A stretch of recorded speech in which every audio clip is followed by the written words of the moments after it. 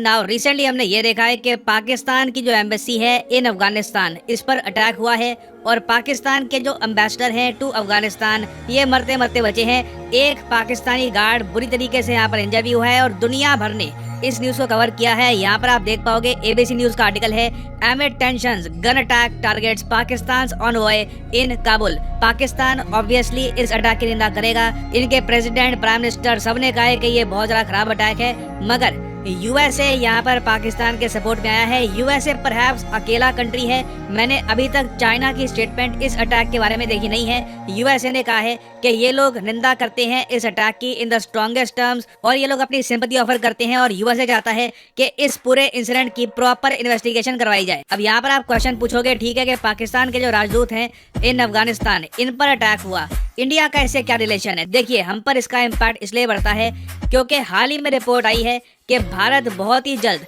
अपना काम स्टार्ट कर देगा 20 प्रोजेक्ट्स में इन अफगानिस्तान। हमारे कई प्रोजेक्ट्स हैं अफगानिस्तान में पेंडिंग हैं, कई डैम्स हैं, सड़कें हैं और वेरियस और इंफ्रास्ट्रक्चर के जो प्रोजेक्ट्स हैं, इस पर इंडिया काम बहुत ही जल्द शुरू करने वाला था।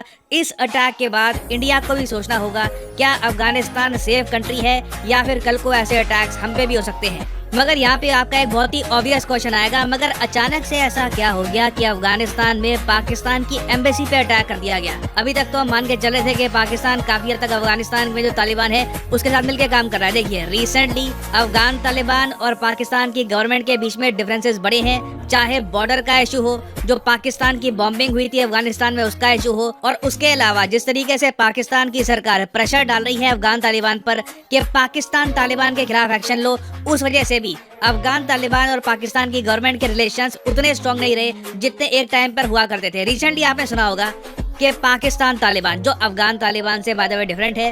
अफगान तालिबान आपको मिलेगा अफगानिस्तान में, पाकिस्तान तालिबान बिल्कुल डिफरेंट है। पाकिस्तान तालिबान चाहता है कि जैसे अफगान तालिबान ने कब्जा लिया है पूरा अफगानिस्तान, ये लोग भी पूरा पाकिस्तान कब्जाएं।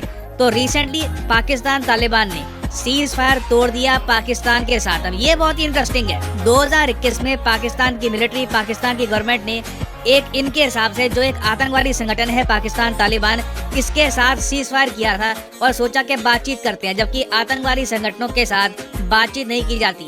ये पाकिस्तान का एक स्ट्रेटेजिक ब्लंडर था अंडर इमरान खान, क्योंकि जो भी सीज फायर हुआ है उस बीच पाकिस्तान तालिबान ने अपनी प्रेजेंस पाकिस्तान और अफगानिस्तान में काफी हद तक बढ़ा ली है और अब ये काफी स्ट्रांग हो चुके हैं। और अब ऑब्वियसली जब ये स्ट्रांग हो चुके हैं, ये सीज फायर खत्म कर देंगे और अब वापस ये अटैक करना स्टार्ट कर रहे हैं पाकिस्तान आर्मी पर। लगातार आप देखोगे न्यूज आती है कि पाकिस्तान में इनके रेंजर्स, इनके आर्मी पर्सनल को अटैक किया गया, 4 लोग मारे गए, 5 लोग मारे गए। It is very common now. तो जो ये शूटिंग हुई है ना पाकिस्तान के एम्बेसडर की इन अफगानिस्तान, ये एक दिन बाद हुई है जब पाकिस्तान की सरकार ने अफगानिस्तान तालिबान को कहा कि पाकिस्तान तालिबान के खिलाफ एक्शन लो। और क्लियरली पाकिस्तान तालिबान इससे एक मैसेज सेंड कर रहा है पाकिस्तान की सरकार को कि ये ग्रुप पाकिस्तान को पाकिस्तान की धरती में भी टारगेट करेगा, उसके अलावा अफगानिस्तान में भी टारगेट करेगा और इनको कोई रोकने वाला है भी नहीं। और अगर आप सोच रहे हैं कि यूएसए यहाँ पर कुछ पाकिस्तान के पक्ष में कुछ स्टेप्स लेगा, देखो यूएसए ने अभी तक ये किया है कि जैसे ही अटैक हुआ तो इन्होंने पाकिस्तान तालिबान और अलकायदा के 4 लीडर हैं, ये इनके नाम यहाँ पर लिखे हैं, उसामा, मारूफ, कारी अमजद, इन सब पर कुछ सैंक्शंस यूएस ने लगा दिए हैं। उसके अलावा यूएस ऑल टुगेदर कुछ ज्यादा पाकिस्तान की हेल्प कर नहीं पाएगा, क्योंकि इसका रीजन बहुत ही सिंपल है। पाकिस्तान तालिबान के सपोर्टर ना आज के समय थोड़े बहुत आपको ऑल ओवर पाकिस्तान मिलेंगे। पाकिस्तान तालिबान की फाइनेंसिंग हवा से नहीं हो रही।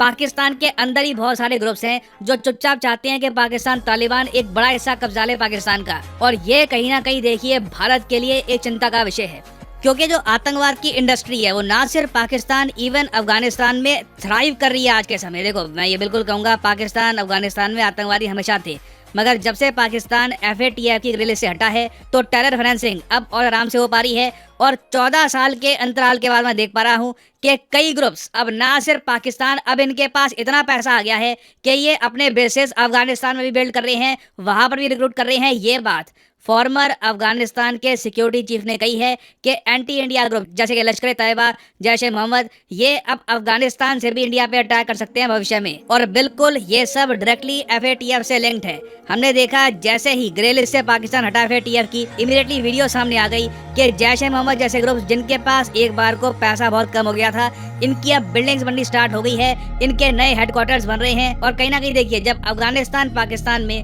आतंकवादी ग्रुप्स के पास पैसा आएगा ना, तो जो आम आदमी है पाकिस्तान का, जिसका वैसे आतंकवाद से कोई रिलेशन है भी नहीं, वो बिल्कुल सफर करेगा। हमने रिसेंटली देखा है कि जैसे ही तालिबान ने कंट्रोल कर लिया अफगानिस्तान को, उसके बाद से पाकिस्तान में 51% राइज हुआ आतंकवाद का।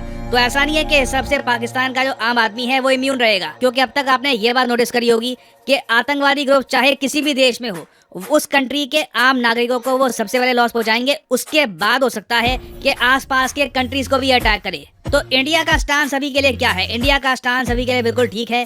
हम अफगानिस्तान की करंट गवर्नमेंट को अभी भी एक्सेप्ट करते नहीं हैं।